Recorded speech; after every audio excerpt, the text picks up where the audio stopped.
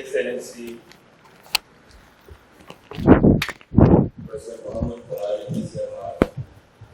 President of the Federal Republic of Nigeria and Commander-in-Chief, ably represented by the Secretary to the Government of the Federation, Mr. Boss Mustafa, the distinguished Senate President of the Federal Republic of Nigeria, Senator Ahmad Ibrahim Lawan, my Lord, the Honorable Chief Justice of Nigeria and Chairman Board of Governors of NJI, Honorable Dr. Justice Ibrahim Tanko Muhammad, CFR FNIJ. My Lord, the Honorable Justices of the Supreme Court of Nigeria, my Lord, the Honorable Justice Monica Dangban Mensem, Honorable President of the Court of Appeal, the Honorable Attorney General of the Federation and Minister of Justice, Abubakar Malami, SAN, the Honorable Minister for the Federal Capital Territory, Mohammed Musa Bello, my Lord, Honorable Justice of the Court of Appeal here present, my Lord, the Honorable Chief Judge of the Federal High Court, my Lord, the Honorable Chief Judges of the State High Courts as well as the FCT here present, my Lord, the Administrator of NJI, Honorable Justice Salisu Garba, retired, Senior Advocate of Nigeria here present, ladies and gentlemen.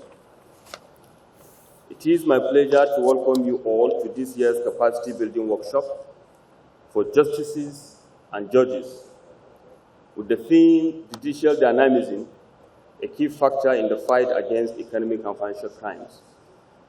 These events have become a dominant feature in the training calendar of the National Judicial Institute. It is with profound delight that I welcome His Excellency, President Muhammad Buhari, GCFR, ably represented by the Secretary to the Government of the Federation, Mr. Boss Mustafa, to this all-important workshop. Let me also express my sincere appreciation to the National Judicial Institute for the partnership and positive collaboration with the EFCC over the years. It has undoubtedly sustained the legacy of a robust conversation around administration of justice and the fight against economic and financial crimes. Your Excellencies, my lords, ladies and gentlemen, as most of us may be aware, the EFCC was established in 2003 with a fundamental mandate of investigating, prosecuting, and preventing economic and financial crimes in Nigeria.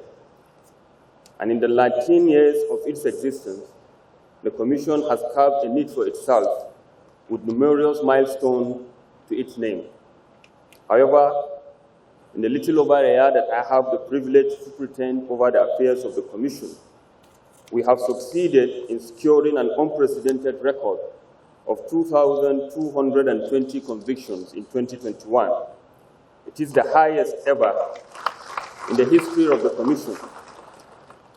And as I address you this morning, ladies and gentlemen, we have already secured 1,222 convictions this year.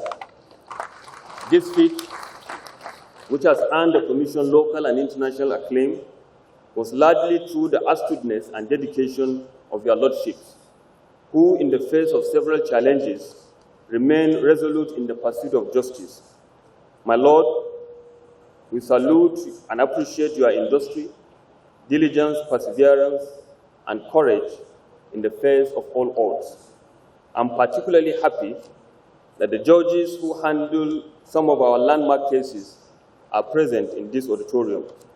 This is gladdening, and to sustain the momentum, we deem it expedient that members of the bench, especially those who adjudicate on economic and financial crimes cases, become more familiar with the increasing sophistication of financial crimes.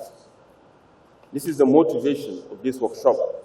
It is our hope, therefore, that the NJI will continue to facilitate continuous training for justices, judges, and the Commission investigators and prosecutors in order to bring everyone involved in the national effort against economic and financial crimes with the current investigative, prosecutorial, and adjudication trends. All of these are predicated on the understanding of the vantage position which the judiciary occupies to either help or hamper the war against corruption in Nigeria. Excellencies, my lords, ladies and gentlemen, all over the world, the judiciary stands as the maker and molder of social justice and cohesion. And where the judiciary is misaligned to the anti-corruption war, threats and dislocation are bound to occur. Public perception of the judiciary is also imperative. Rightly or wrongly, the public have always frauded at certain judicial pronouncements that tended to cast the judiciary in the mold of disinterested organ. There are those who hold the view that corruption cases should not be lost just on grounds of technicalities. With every sense of humility, I share the same view with them. As a commission, we do not expect every judicial decision to go our way, but there are instances the EFCC and many Nigerians have been left at a loss about certain judicial pronouncements and decisions, where defendants who obviously have stolen our commonwealth and those who have aided and abetted them have been allowed to go home to enjoy their proceeds of crime on technical grounds. This has the tendency of affecting negatively the cherished image of and confidence in the Nigerian judiciary, both locally and internationally. In the Commission, we hold the view that corruption is a plague that does not select its victims. It is deliberate and calculated. Those stealing and abusing our common patrimony do not wish us well.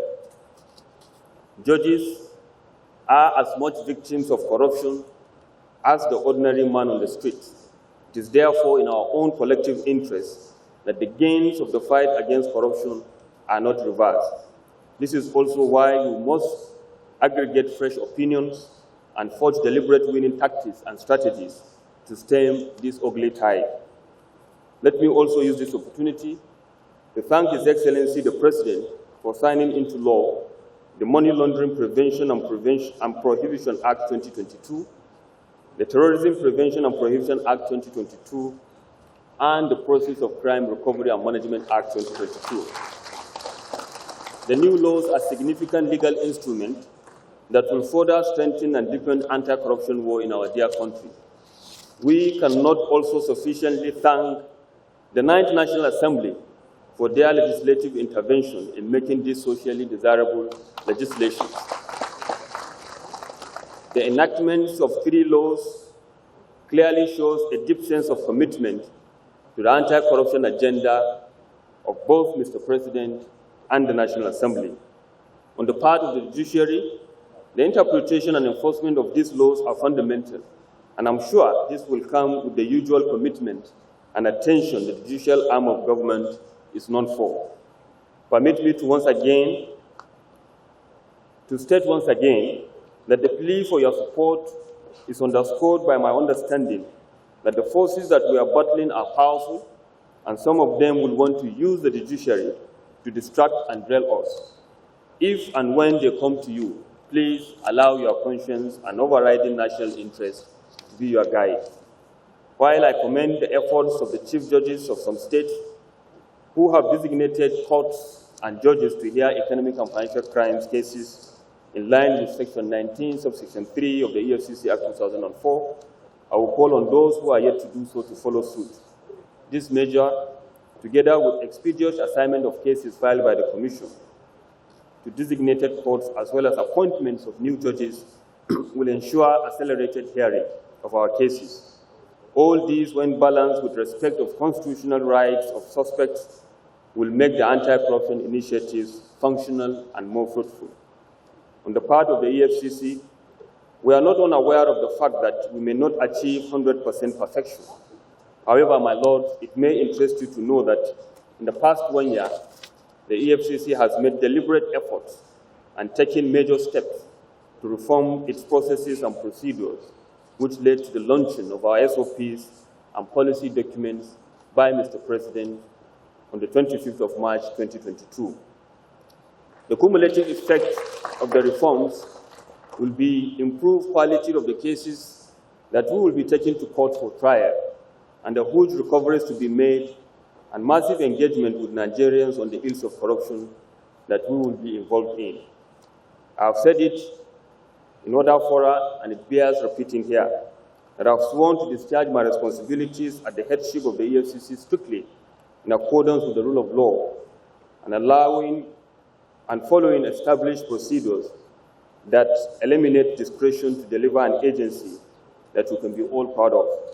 My colleagues and I plead with you, my Lord, to make this pledge to Nigerian people possible by sharing your thoughts, suggestions, and constructive criticisms during this workshop and beyond.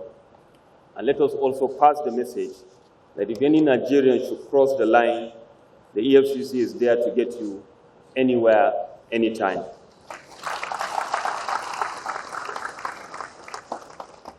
Your Excellencies, my lords, ladies and gentlemen, I have only one line to conclude my address this morning. But I'm very happy, my Lord, the Senate President, and the Secretary to the Government of the Federation as representative of the President, as well as the Attorney General, are all in our midst. And I want to say one or two paragraphs before I alter the line, which I've already said, that I should have concluded my address to you with that I thank you for your time. But before I said that, my Lords, Excellencies, I believe that every judge or justice, wherever he or she is sitting, be it in Abeokuta, Damaturu, Yenogwa, or Birnin Kebbi, is a judge and justice of the Federal Republic of Nigeria.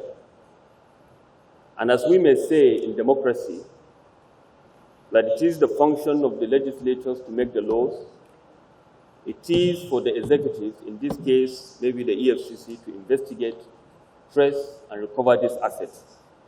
But it is only the judiciary that can pronounce somebody to either be corrupt or not.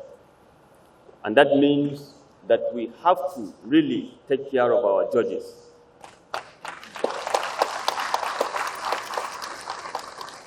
And as the theme of this workshop states, my Lords, Excellencies, judicial dynamism.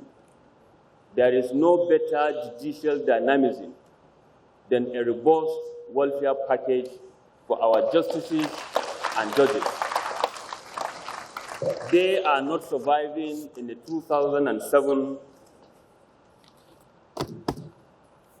welfare package. They are suffering, and we have to do something about it. I thank you very much for your time.